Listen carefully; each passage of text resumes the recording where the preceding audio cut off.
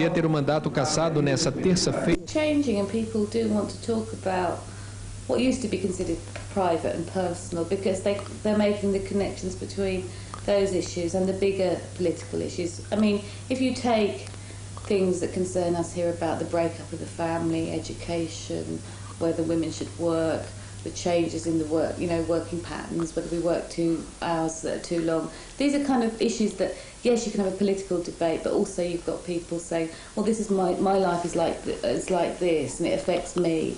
So you kind of get both sides of it. And I think it's a way, often in newspapers, it's a way into issues as well. I mean, sometimes I'll write about things and I'll start off with a personal experience because it doesn't seem like such a big, heavy debate then. Uhum. Mas também existe um lado meio voyeurista, né, de querer saber da vida dos outros, um lado meio de fofoca, né, de certo tipo de revista, não existe não? I mean, I think there is a huge shift now between what was public, what is private, and the media, I mean, is part of that, because we know more and more and more about people's lives in some ways, and it makes us feel that we know more, but then we end up still feeling quite powerless. I mean, I think that there's a whole number of things going on. I mean, for me, I mean, the feminist slogan, the personal is political, is still valuable, and sometimes it is important to know about the personal lives of public figures, politicians, for instance, if they are telling women not to do one thing and yet in their private lives doing something else. I think it's important to know, but that's a different thing from having to know every intimate detail about some kind of quite minor movie stuff. Bill Clinton, sem dúvida, é um desses importantes. A gente agora tem que prestar mais atenção na vida particular de políticos, por exemplo? Yeah, I think people are very... I mean, if you look at people here, and I think it's been the same in the States, what people are concerned about is not that people make mistakes in their private lives, that people have affairs, that people get divorced. People seem fairly forgiving on that. What people don't like is hypocrites. They don't like somebody standing up and making public policy on keeping families together, for instance, when they're out having affairs with somebody else. So I think that, I mean, I think it was justifiable in some ways to go for Bill Clinton, because he's always portrayed himself as a sort of family man, even though we knew for a long time that probably wasn't the case. Essa hipocrisia entre falar uma coisa e ser outra coisa, por exemplo, em drogas se vê muito isso, né? Essa geração de políticos é uma geração que viveu drogas de uma maneira que eles não confessam, né? Oh yeah, I mean there's a huge kind of hypocrisy in the pronouncements of politicians about drugs, because that generation, the generation that's in power now, obviously there were drugs around, and if they didn't have anything to do with them, that makes them even more unlike other people than they already seem to be. I mean, Bill Clinton saying that he inhaled. No, he didn't inhale. He didn't inhale. Maybe. I mean, but then obviously he's a man who can have sex and say, but he didn't have sex. So it's all part of the same kind of denial, I think. But now, Mo Mowlam says she did inhale, but she didn't enjoy it. One day we'll have a politician who say, I inhaled, and hey, it was really good. But we're not at that level yet. And I think it's a kind of charade that goes on between the public and politicians, because people must know, surely, that people have done these things. I mean, but we all have to pretend they haven't. And the other thing that always gets me too is, because sometimes I go down to the House of Commons, is of course that a lot of them are alcoholics, but that's okay, you see. They drink from 11 o'clock in the morning till 11 o'clock at night. Yeah, because there's a culture of drinking in the House of Commons, because there's nothing else to do when they're not sitting in the House. I mean, they're waiting to vote, and they have to wait there till 11 at night, and they're in the bar. So it's a lot of sad old drunks. Yeah, yes. It's more a matter of what is in fashion in this sense, or permissible or not. That is, these same people who say, one encounter with cannabis and that's it, your life is ruined, are the same people who think it's acceptable to drink. Bom, e agora, inclusive, nos Estados Unidos já alcançou essa marca, né, de 2 milhões de pessoas presas, um terço, mais ou menos, ligado exatamente apenas com problemas de drogas.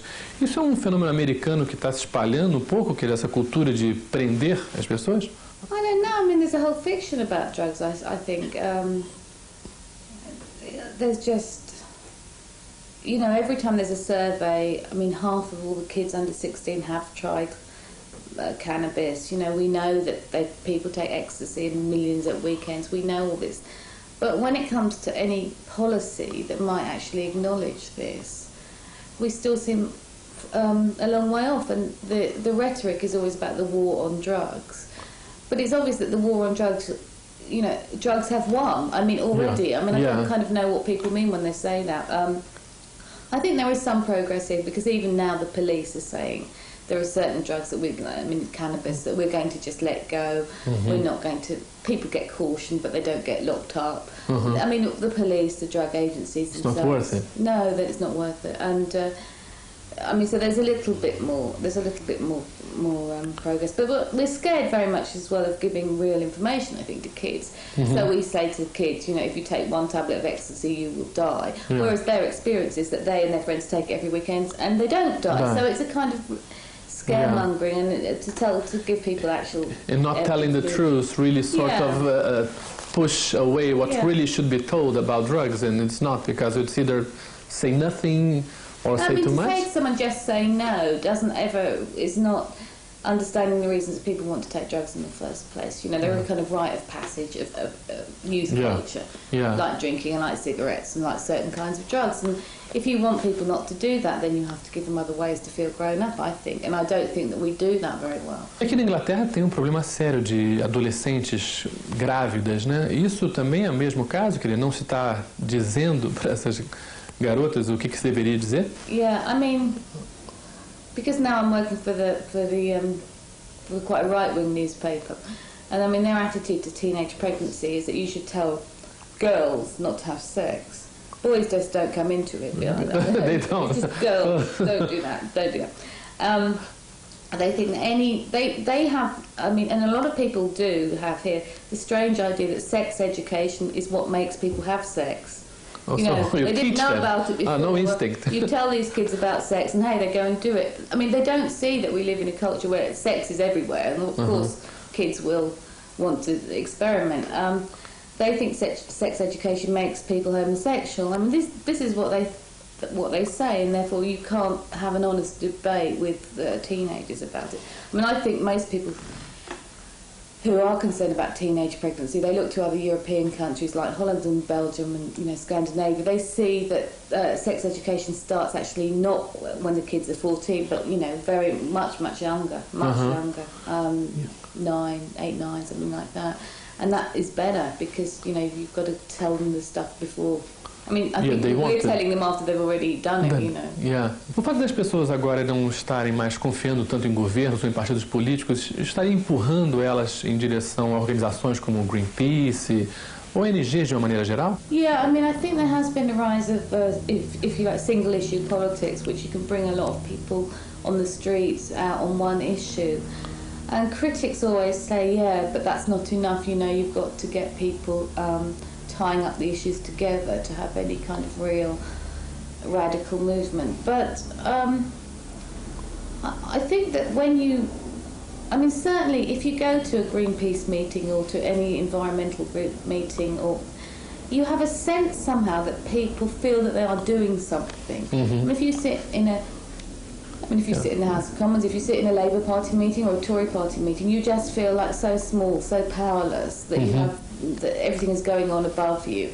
I think at least these kind of single issues make people feel, well, okay, maybe we can stop something here, or maybe we can start something, or whatever it is that they want to do. And I think that that's part of the political process, is feeling that you are able to make a difference. So certainly I think a lot of the single issue things here have been pretty successful, but also I think that now they are. I mean, the riots in Seattle. I mean, you've got everybody from the Save the Dolphins to Smash Capitalism to sort of. You've got a coalition of a lot of quite small interests, and a lot of people. I wouldn't probably find myself in agreement with a lot of those people, but together there was a feeling that they just don't want this.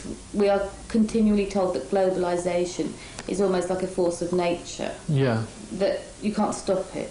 Rather than globalization is a product of advanced capitalism, and yes, there are controls that you can put on it. So I think having all these different groups of people who, for their own, some of them quite strange reasons, want to sort of say, hang on a minute, this is not inevitable. brings together a lot of these simple issues. E o que seria a esquerda agora? Quem é contra a globalização? Porque o que era esquerda agora desapareceu na realidade, né? Some of it is a reaction to, there is no more Cold War, there is no more threat from Soviet Union. What is the left now? What does communism, what does socialism mean? I mean, some of this is sort of, people call it, post-ideological politics, or even that, we don't have politics anymore and everything is inevitably going to just be the kind of role of capitalism going on and on.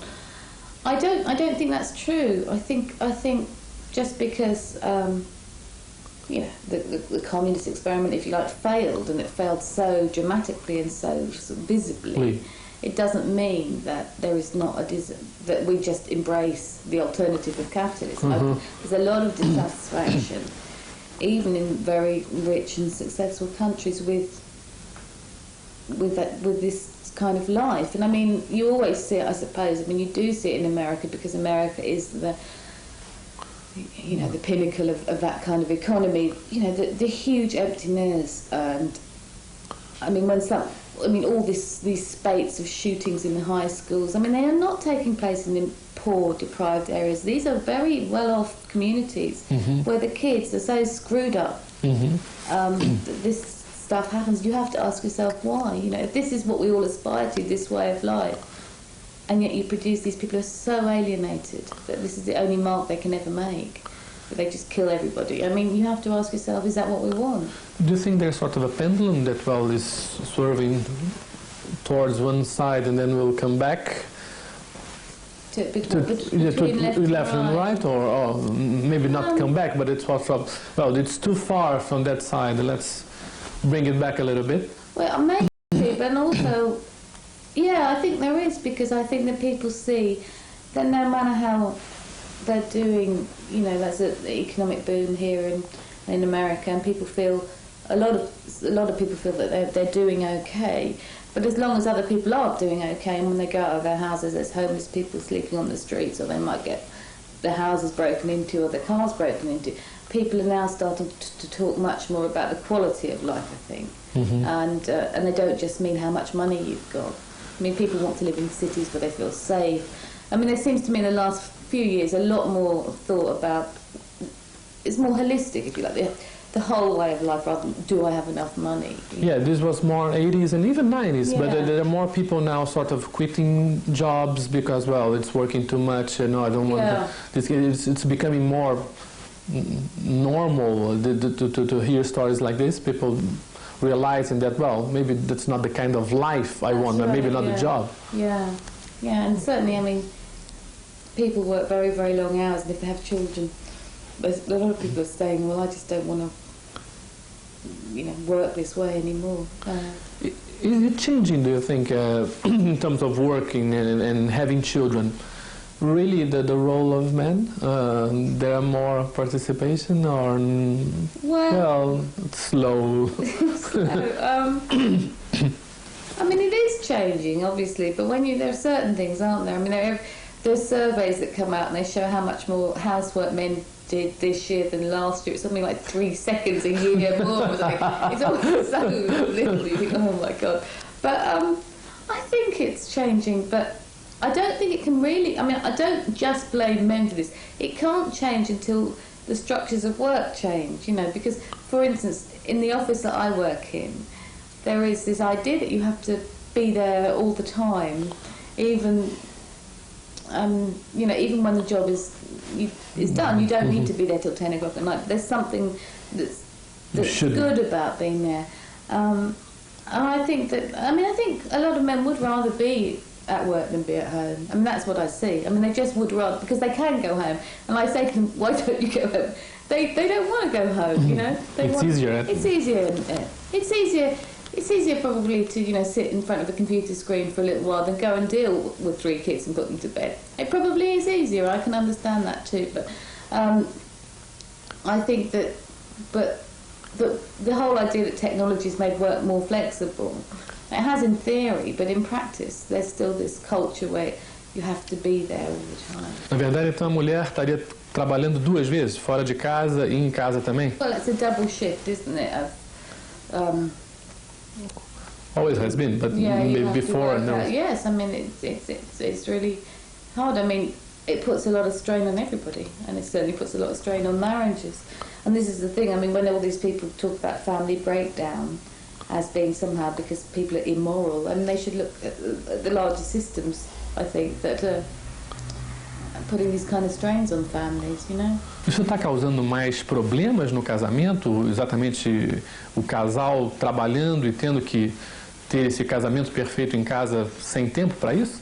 Yeah, no, I mean, you know, people often need 2 incomes, so they're both working. It's not the idea that the man was the breadwinner and he could bring in all the money. I mean, it hasn't been like that for some time.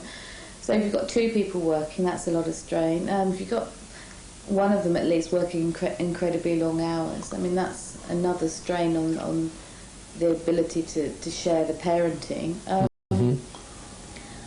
But if people, I mean, in London, for instance, if people want a house and a mortgage now, you probably do need 2 people working. I mean, it's just this is the economy. I mean, 2 people have to work for really to have, you know, one house, unless you have an incredibly good job. I mean, for most people, and in ordinary jobs like nurses and teachers, I mean, you know, they're not well-paid jobs, and Because they're mostly female, they're mostly women working this? Yeah. A gente vê muitas vezes agora entrevistas em que mulheres falam que não são feministas, que é um rótulo que elas não aceitam mais. Por quê? Por que isso aconteceu? Well, the media have done a good job at telling people what's so wrong with feminism, but you know, nearly every woman who says I'm not a feminist says I'm not a feminist, but, and then they say but, and then they tell you the reasons why, in fact, they are a feminist in that, you know, they expect equal pay, they expect to be able to get contraception, they expect to be able to, you know, walk the streets at night or whatever it is. They just don't realize that, well, this no, is... I think it's, you know, you talk to a lot of young women, I mean, you know, I have a teenage daughter, I mean, they don't call themselves feminists at all, but if you ask them what they expect from their life, all those things that they expect are what feminists fought for, you know, they absolutely expect to be treated equally to the boys in their class. They don't have any fear of technology, for instance. They don't have those old stereotypes that men do this, girls do that, you know. They all use computers, they all think they'll be able to drive, they all, you know, it's a different generation, I can see it. They don't expect to be paid less. They don't, I mean, so all those things that they expect have come from somewhere. They maybe don't know that, you know, but they have. Você fica feliz de alguma forma pelo fato de que a tua geração, ou perto da tua geração, mudou tanto a vida das mulheres? Well, I feel pleased that, I mean, I think it was a generation before mine that really started to make the big changes, and then some in my generation benefited. But I think it's more in my daughter's generation that you'll see the real, I see the difference now, because I just see an ease, I think, with things that that my generation didn't have, and I also see that feminism has made a lot of people very miserable, because it sort of promises, you know, the idea that women could have a career and children and a perfect relationship and a beautiful house and all those things. I mean, that's not really happened, and that's made a lot of people feel quite bitter about that, you know. It was like an advertisement that promised all. Well, it's, you know, not all feminism, but some versions of feminism which became very much the sort of like the Cosmopolitan magazine version of feminism, very superficial, but that kind of version of feminism which, you know, you have the best sex in the world, the best everything in the world, you know. And that doesn't materialise for women. It raises women's expectations, I think, a lot. But it hasn't sort of, it can't provide the men, you know, to meet those expectations. So there's a lot of women out there who didn't have everything that they thought they could have. I mean, and I think now there's more, I hope that there's more of a sort of, more of a reasonable idea.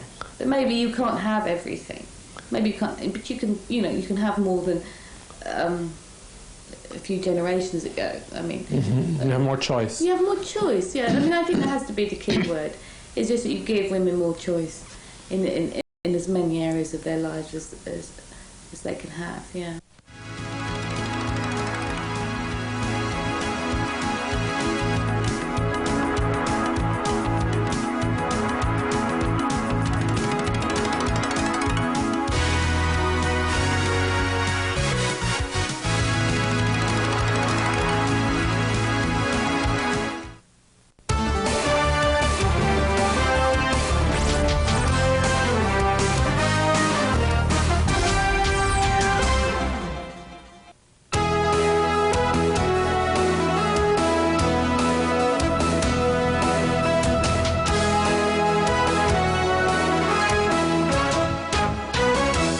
O governo já vai mandar ao Congresso um projeto de lei contra o crime organizado. O objetivo é fechar as portas da lei que ficam abertas para a impunidade de quadrilhas de corruptos, traficantes em geral, assaltantes e sequestradores. Como nos Estados Unidos, o bandido que ajudar a polícia terá a pena reduzida. A lei vai prever prisão temporária para dificultar que bandido preso seja solto logo depois. O Espaço Aberto debate essas novidades e você pode participar mandando suas opiniões e perguntas para o www.redeglobo.com.br/Globo. Arquivo N. O século XX. Os personagens que nunca serão esquecidos. As guerras, revoluções e movimentos sociais que transformaram o mundo. A ciência abrindo caminhos. A corrida espacial rompendo fronteiras. As conquistas que mudaram nosso dia a dia. Numa série de 10 programas especiais, apresentados por Leilani Neubert e narrados por Antônio Fagundes. Um resumo dos últimos 100 anos no mundo, com imagens inéditas e surpreendentes. Arquivo N, o século XX, a partir desta quarta, 11 da noite.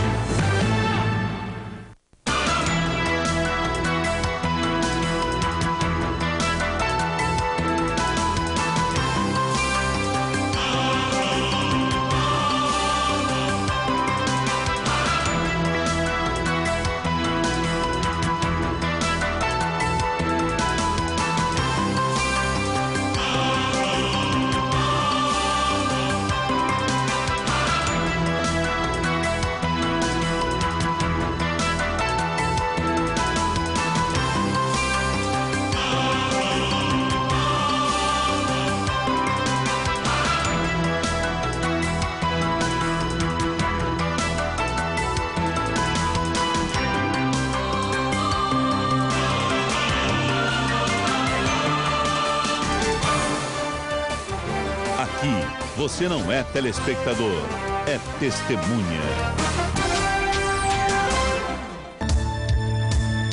Campeão olímpico de voleibol em 1992 pela seleção brasileira em Barcelona. Hoje, travando uma batalha para voltar a vestir a camisa da seleção e ser novamente um jogador olímpico. Marcelo Negrão é o nosso convidado no Espaço Aberto. E a gente sabe muito bem que o voleibol da gente hoje depende muito de uma medalha olímpica, né? Para o Brasil, para todos os clubes estarem bem, a seleção tem que ganhar alguma coisa, né? Então eu vou torcer para isso, né? Ele vai contar o momento atual dele, como vai ser a experiência com a seleção brasileira e tentando disputar os Jogos Olímpicos de Sydney. Não perca, é um herói do esporte brasileiro. Espaço Aberto Esporte, excepcionalmente com Kleber Machado, nesta terça, 9h30 da noite.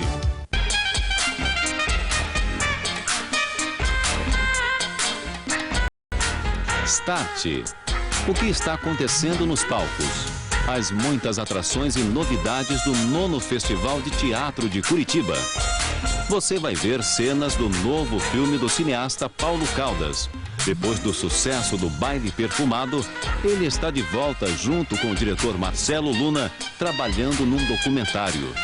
As raízes e a experiência no exterior do artista plástico Antônio Dias, que acaba de lançar um livro sobre sua obra. Start. A apresentação Bianca Ramoneda, nesta terça, 11 da noite. Ele fez parte de uma turma de talentos que escandalizou o público carioca nos anos 70 e 80. o Asdrubal trouxe o trombone. Hamilton Vaz Pereira fala de sua paixão pelo teatro e de sua peça mais recente, Uma Dureza. Eu não faço espetáculo para desanimar as pessoas, eu faço para as pessoas saírem contentes, saírem achando que, pô, viram um negócio legal. Almanac, na madrugada de segunda para terça.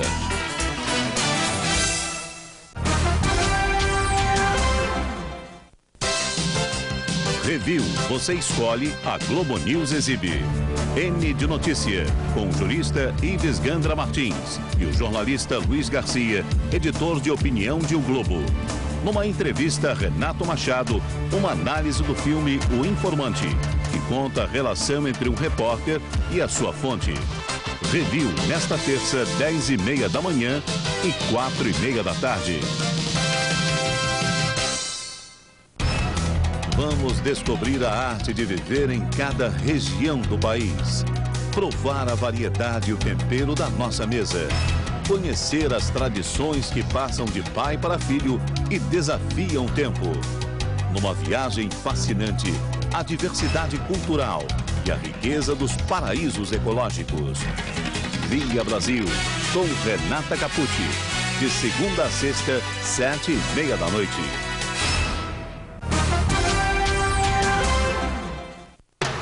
Finalmente férias. Tô louca pra fazer compras. Olha, não esquece de comprar as entradas pro teatro, hein? E já fiz reserva no restaurante também.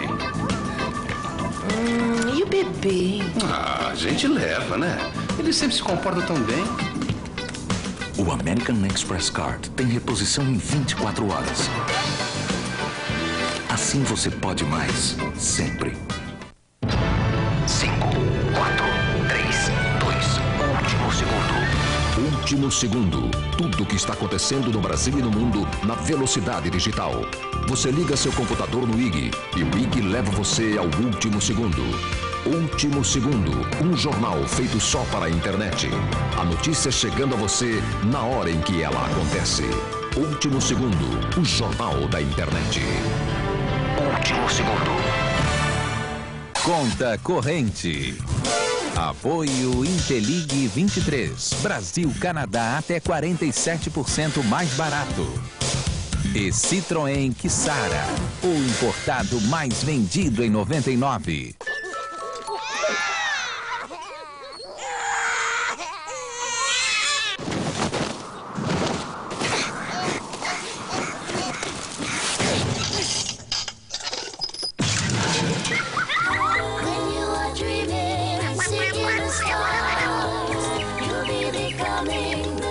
Citroën Berlingo. Espaço para quem sabe que vai crescer.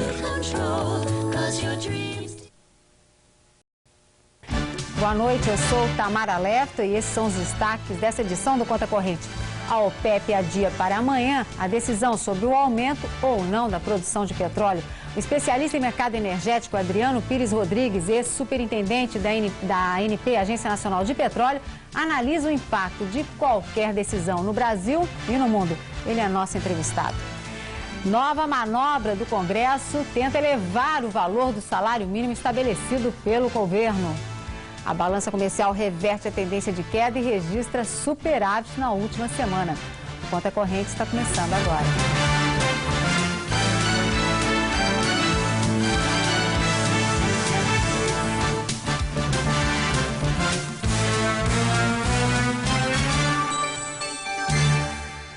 Termina em impasse a reunião dos 11 integrantes da OPEP, a Organização dos Países Exportadores de Petróleo, que deveria decidir hoje pelo aumento ou não da produção.